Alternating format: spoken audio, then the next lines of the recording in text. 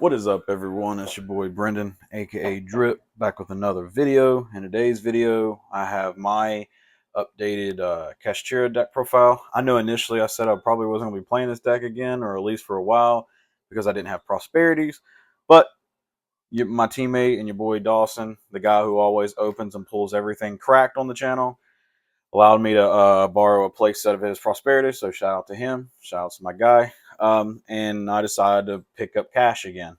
Granted, this list is going to be fairly different compared to a lot of other people's lists.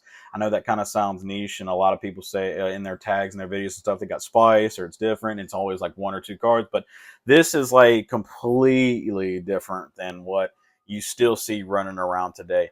Granted, this is probably the way that I want to play it, and I'll talk more in detail about it when we get there compared to the other ways of playing it, but that's just me and my playstyle preference. Unless something drastically changes in the format to where I can't play this variant or this version, I'm probably going to keep playing this version because the toolbox is a lot more broad, but at the same time, you can't play certain hand traps that are blowout hand traps. But yeah, I decided to pick this back up. I got first place with it. Tiebreakers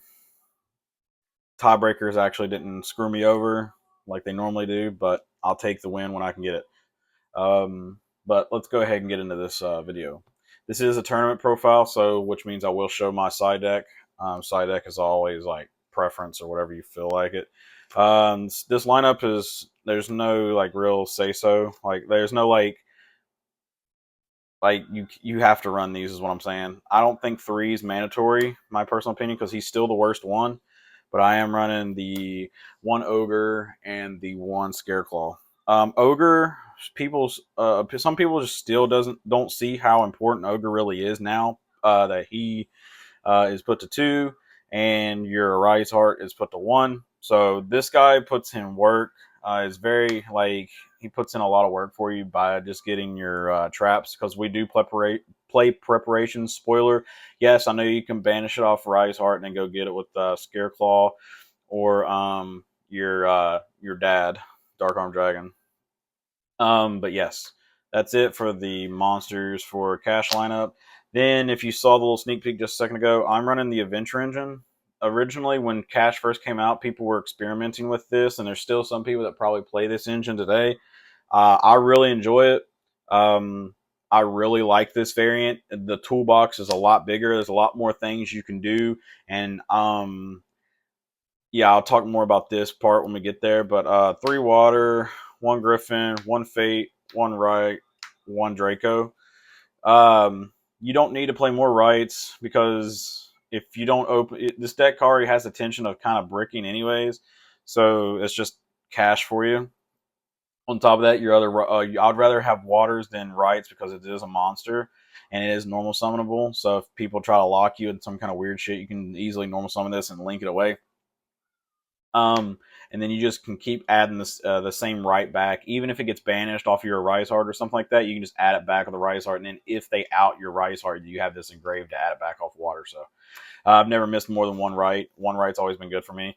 And besides, like I said, there's a combo that I use in this deck that immediately gets you instant access to Water Enchantress. All you need is Unicorn and another level 7, which I'll explain more about that when we get there.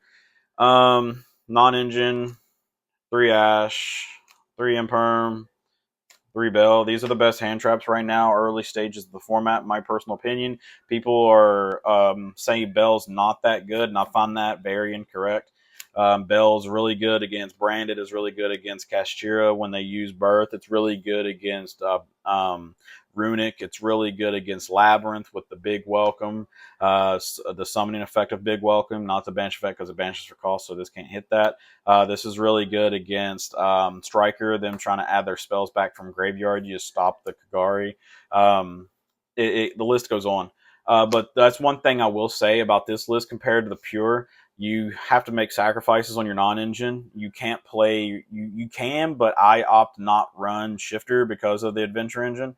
Also, on top of that, this variant only has room for 9 non-engine, as where pure can run 12 to 14 most of the time.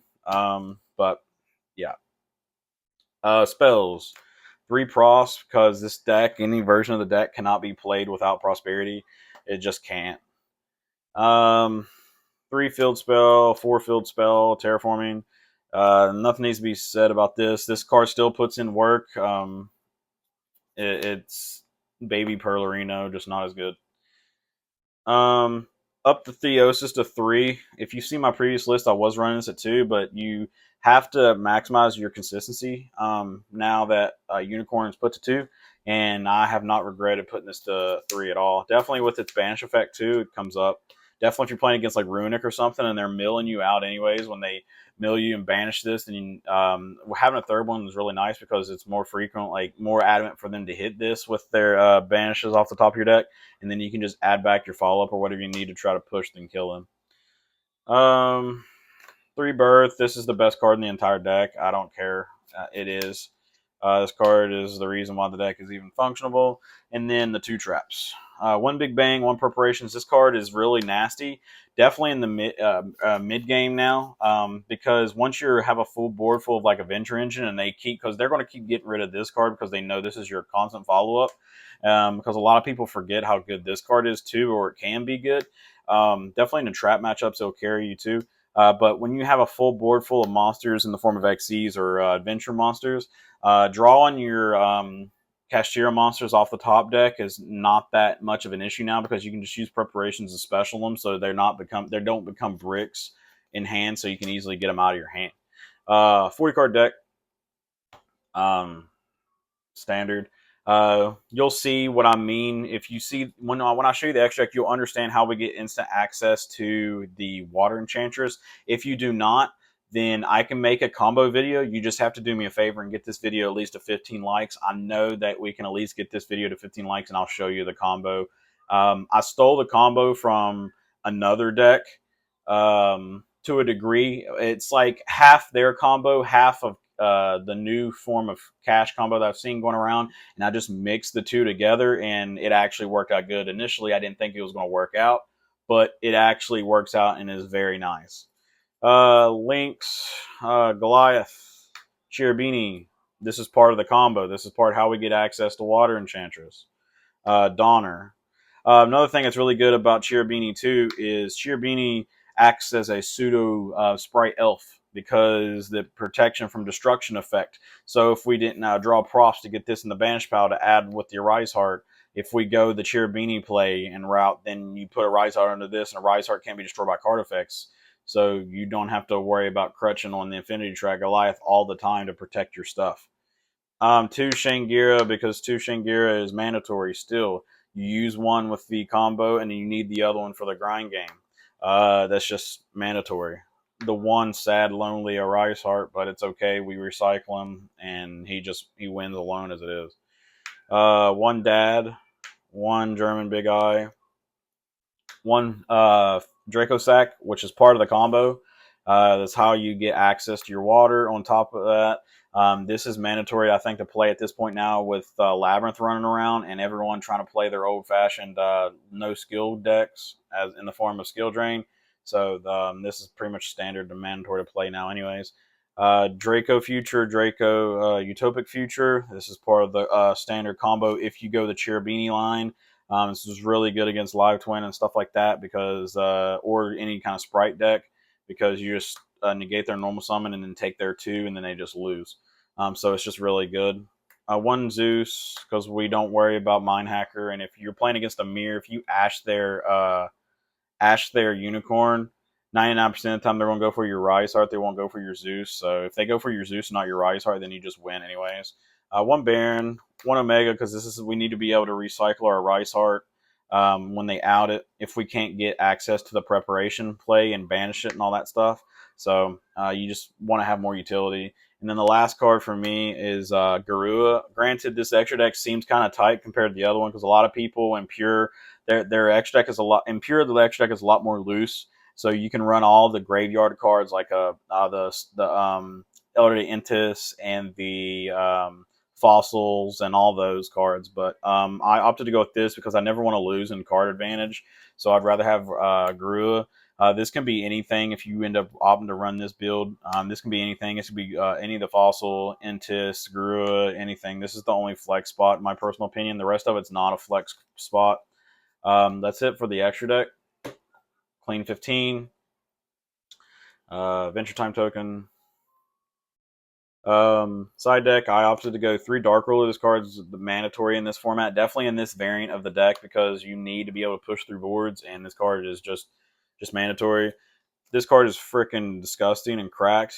Enemy Econ, definitely against your Striker matchup. This card will put in work for you. A lot of people won't drop the Imperm or the Veiler on your Kashtira monsters until you activate the effects, or they won't try to negate it or do anything until you activate the effects because they don't want to get rid of it and you find a way to summon it and activate it again. So they pseudo get punished for that because they hold it too long, and then you get the effect plus still in their monster, and then the mirror match, this is just mandatory. 2 Cosmic, 1 Duster. I don't know. These are, you just need back row clearance because Labyrinth is a deck and people picking up their outlet shit again. So, then I opted to run 3 anti-spell. This card is just really good against so many different decks. It just feels like back in the day when you could flip Imperial Order after you have a full board. That's almost what it feels like when you activate this after you have your full board. This also, the anti-spells could be, because I thought about, I don't have access to 3 copies of them right now, but or I would be running them. I do like the anti-spells, but before I was running, the Grua was All Mirage, and then these were 3 whatchamacallits, Nightmare, Corruptor Ibly. That locking them under Ibly is really nice too, because the number one thing that this deck dies to is evenly matched. Granted, you have the Griffin Rider for the evenly matched, but my opponents always draw 2 evenly matches, so it just they're better at this card game than me. So they always draw 2 evenly matches, and an evenly match just blows this deck out because you can't banish tokens, obviously, face down, so you're forced to lose every bit of your board, so you just get FTK'd basically by evenly.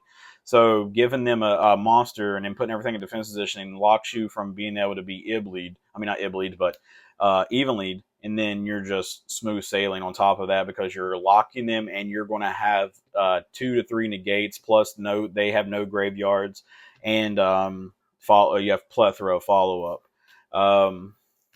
But if you have access to 3 Iblies, I would probably try running that. Just make this All Mirage, not Linger Evo, because they just put it in attack position, attack and Linger Evo.